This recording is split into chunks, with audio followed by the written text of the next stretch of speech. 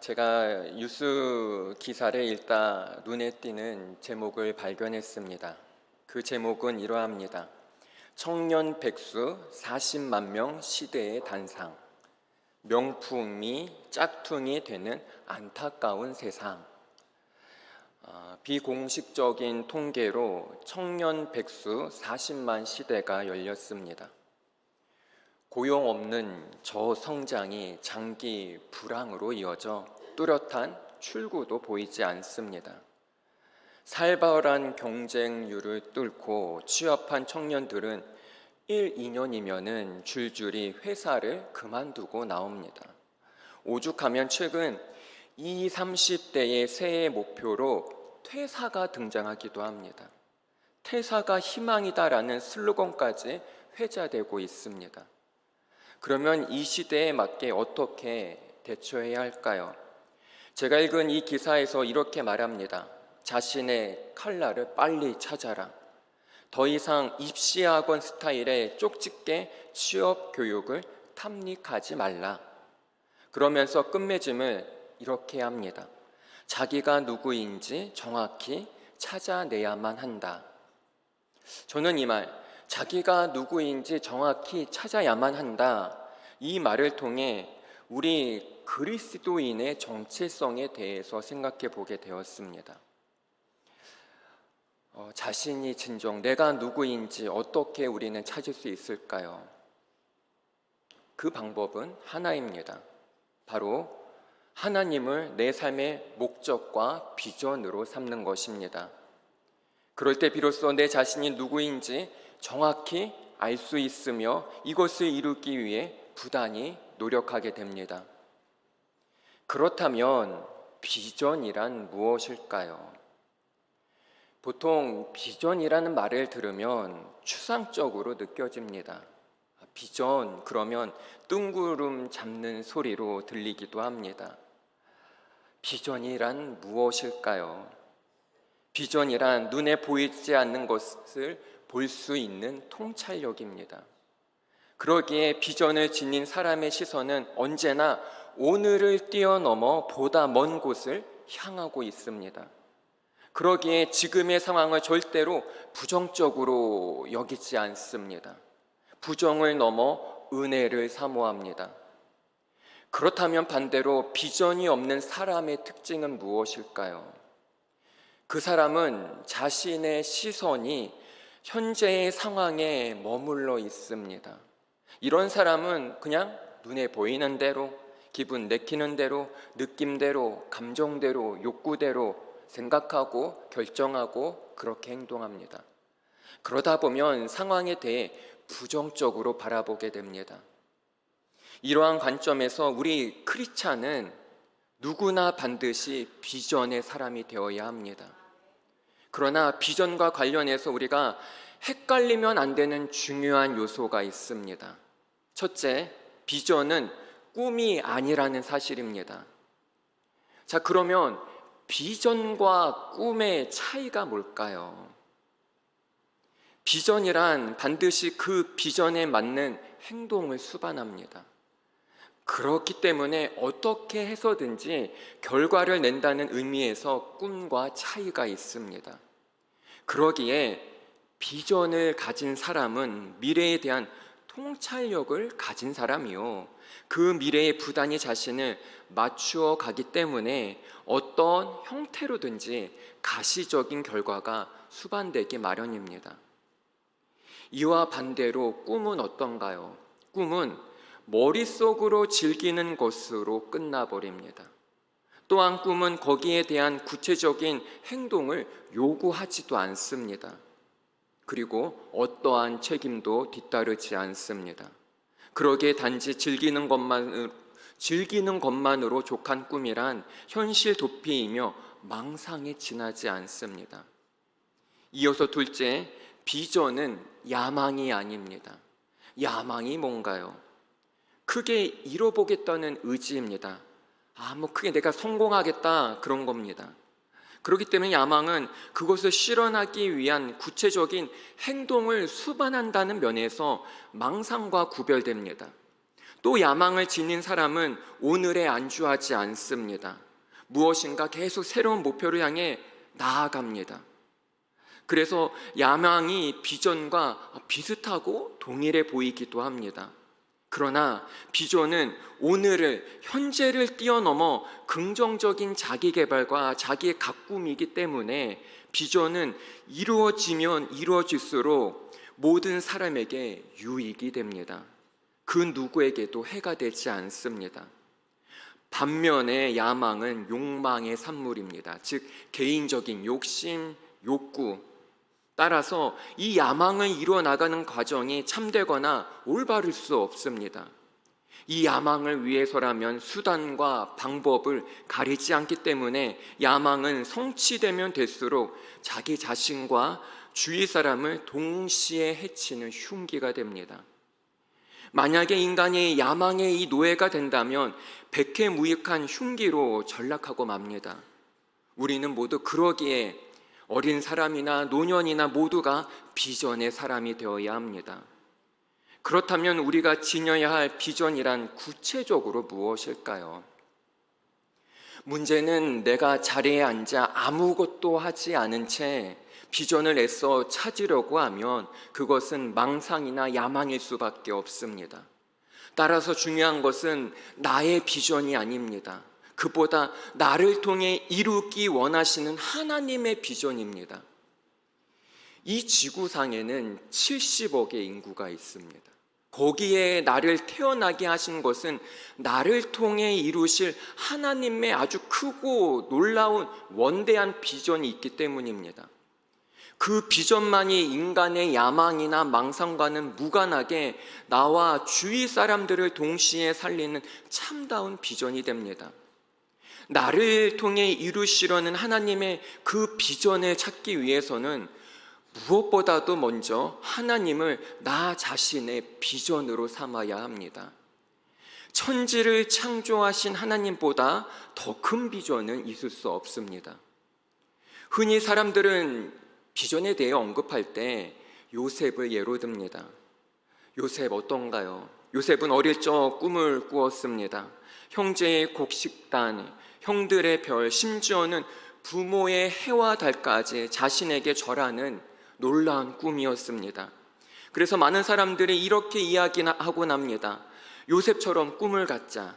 요셉은 큰 꿈을 지니고 살았기 때문에 애굽의 총리가 됐다. 우리 모두 요셉처럼 큰 비전의 사람이 되자. 이처럼 요셉의 꿈을 비전과 동일시하고 있습니다. 물론 분명 요셉은 꿈을 꾸었습니다. 그러나 어릴 적 꿈의 내용처럼 실제로 형들이 요셉에게 무릎을 꿇고 절한 것은 언제인가요? 많은 세월이 지난 후였습니다. 형들에 의해 애굽에 팔려간 요셉은 13년 동안, 10년이 넘는 그 시간 동안 종살이와 옥살이를 했습니다. 그 7년간의 풍년을 거쳐 극심한 흉년에 들어서야 형들이 요셉에게 절을 했습니다. 그러니 요셉이 꿈을 꾼 지 최소 20년은 지났을 때입니다. 그때의 상황을 창세기 42장 9절에서 이렇게 말합니다. 요셉이 그들에게 대하여 꾼 꿈을 생각하고. 애굽의 총리가 된 요셉은 형들이 자신을 알아보지 못한 채 자신에게 무릎을 꿇고 절하는 것을 보았습니다. 그런데 이제서야 그제서야 어릴 적 자신이 꿈꾸던 그 꿈을 생각했습니다. 이것을 쉽게 얘기한다면 요셉은 20년 동안 그 꿈을 잊어버리고 살았습니다. 요셉이 그 꿈을 자신의 비전으로 삼은 적이 단 한 번도 없었습니다. 생각해 보세요. 가나안 땅 부잣집에 11번째 아들로 태어나 아버지의 총애 속에 형제 중 혼자 비싼 옷을 입고 살았습니다. 그런데 하루아침에 형들에 의해 애굽의 노예로 팔려가고 설상가상으로 옥살이까지 합니다. 그때 예전의 꿈 그 자체를 비전으로 삼았다면 이국 땅에서 절망의 종살이와 옥살이를 어떻게 감당할 수 있었을까요? 부모 형제가 있는 편한 집으로 도망치려다가 붙잡혀 곤욕을 치르든지 아니면 종살이와 옥살이의 고통을 이기지 못해 화병이나 정신병이 났을 수도 있습니다. 창세기 39장 2절은 요셉이 애굽의 노예로 전락한 직후의 형편을 밝혀주고 있습니다. 여호와께서 요셉과 함께 하심으로 그가 형통한 자가 되어 그 주인 애굽 사람의 집에 있으니. 이게 무슨 말인가요? 요셉은 상황에 따라서 절망의 나락 속에서 망상이나 야망을 붙잡지 않았습니다. 오직 하나님만을 비전으로 삼았습니다. 하나님을 비전으로 삼은 요셉은 이국 땅에서 종살이와 옥살이를 거치면서 하나님에 의해 새로이 다져지게 되었습니다. 그리고 마침내 때가 되자 하나님께서는 요셉을 통해 인류를 기근에서 구원하시려는 그분의 비전을 이루셨습니다. 이것은 결코 요셉의 비전이 아니었습니다. 오직 하나님의 비전이었습니다. 그렇다면 요셉은 힘들고 어려운 그 시간을 어떻게 견디고 이겨냈을까요? 심적으로, 육체적으로 너무나 고달픕니다. 고통스럽습니다. 정말 어찌할 수 없는 그때에 우리는 어떻게 해야 할까요? 그것은 지금의 역경보다 더 큰 은혜를 맛보아야 합니다. 삶에서 너무 힘든 그때에 더 큰 주님을 만나야 합니다. 그 문제와 상황보다 더 큰 주님을 만날 때 고통 중에서도 기뻐할 수 있습니다. 그렇기 때문에 너무 힘든 그때에 주님을 우리는 더 찾고 간절히 부르짖어야 합니다. 잠언 8장 17절에 이렇게 말합니다. 나를 사랑하는 자들이 나의 사랑을 입으며 나를 간절히 찾는 자가 나를 만날 것이니라. 아멘. 분명히 요셉도 억울하고 힘들고 난처한 그 상황 속에서 주님을 찾고 부르짖었을 겁니다. 그로 인해 요셉은 하나님이 언제나 나와 함께 하심을 체험했습니다. 그냥 체험한 것이 아니라 넘치도록 체험했습니다. 그래서 어떠한 고통이 와도 그것과는 비교할 수 없는 더 큰 은혜로 이겨낼 수 있었습니다. 그것을 주위 사람들이 알아볼 정도였습니다. 창세기 39장 3절에 보면 그의 주인이 여호와께서 그와 함께 하심을 보며 또 여호와께서 그의 범사에 형통하게 하심을 보았더라. 모든 사람이 목격할 정도였습니다. 여러분, 힘들고 어려운 그 순간에 물론 쉽진 않겠지만 오히려 더 힘내서 주님을 찾고 부르짖길 바랍니다. 그래서 언제나 나와 함께 하시는 주님을 만나고 체험함으로 인해 어떠한 어려움이든지 넉넉히 이겨내길 간절히 소망합니다. 여러분, 우리의 인생을 무엇으로 비교할 수 있을까요? 하얀 백지 위에 하루하루 색종이로 모자이크를 맞추어 나가는 것과 같습니다. 처음에는 그 모자이크가 어떠한 내용과 그림인지 알 수 없습니다. 그냥 하루하루 붙여 나가는 겁니다. 마찬가지로 하나님께서 우리를 각자를 통해 이루시려는 그분의 비전 역시 지금 당장은 알 수 없습니다. 내가 무엇을 하며 어떻게 살아야 할지 우리 청년들 막막할 수도 있습니다. 그러나 주어진 지금 우리 삶의 현장에서 내가 최선을 다해 매일의 색종이를 조금씩 충실히 붙여가다 보면 어느 날 완전한 형태의 하나님의 비전을 보게 됩니다. 하루하루 우리의 삶은 그 비전을 드러내기 위한 하나님의 모자이크와 같습니다. 이처럼 비전은 결코 우리의 삶과 동떨어질 수 없습니다. 하나님을 비전으로 삼은 사람은 현재에 주어진 삶에 충실해야 합니다. 이 사실을 잊으면 안 됩니다. 하나님의 비전은 우리를 위한 비전이고 우리의 삶을 위한 비전입니다. 그렇기 때문에 지금 내게 주어진 삶을 적극적으로 받아들이지 않고서는 하나님을 나의 비전으로 삼을 수도 없고, 하나님께서 나를 통해 이루기 원하시는 비전도 알 수 없습니다. 하나님을 비전으로 삼은 사람은 오늘은 곧 내일을 위한 예비라는 사실을 인식하며 살아갑니다. 하나님께서는 여러분을 통해, 우리 모두를 통해 이루실 비전이 있습니다. 그때가 언제인지는 정확히 모릅니다. 미래라는 의미에서 내일일 뿐입니다. 오늘은 그 내일이 이르기까지 반드시 거쳐야 할 과정이요, 오늘의 모든 것이 그날을 위한 예비입니다. 그렇다면 지금 내가 지니고 있는 것들의 소중함을 깨달아야만 합니다. 지금 내가 처한 모든 상황들은, 그것이 긍정이든 부정이든지 간에 그 모든 것들이 내일 하나님의 비전을 이루기 위한 귀중한 도구들이라는 사실입니다. 지금 내 상황이 어떠하든지 그 상황 자체의 소중함을 우리는 알아야 합니다. 바로 그 상황을 거치는 것이 그 상황을 내게 주신 하나님의 비전이 이루어지는 길이기 때문입니다. 여러분, 요셉에 대해서 오해하면 안 될 것이 있습니다. 요셉은 꿈 한번 그냥 잘 꿔서 총리가 된 게 아니에요. 무려 13년 동안 종살이와 옥살이의 상황 속에서 하나님에 의해 철저하게 훈련받는 결과가 국무총리였습니다. 그 당시 애굽 전역에서 국무총리가 되기 위해 필요한 재무관리, 인사관리 훈련, 그리고 정치 수업을 요셉만큼 체계적으로 거친 사람은 아무도 없습니다. 그런 후에야 요셉을 통해 인류를 기근에서 구원하시려는 하나님의 비전이 이루어졌습니다. 그렇다면 지금 우리는 어떠한 상황에 있습니까? 혹시 답답해 하시는 분 있습니까?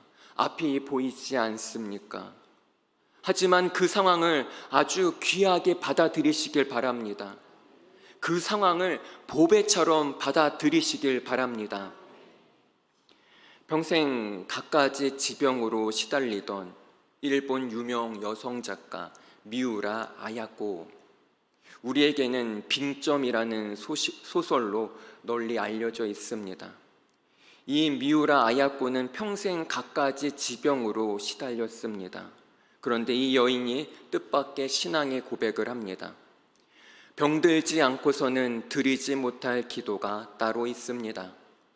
병들지 않고서는 믿을 수 없는 기적이 따로 있습니다.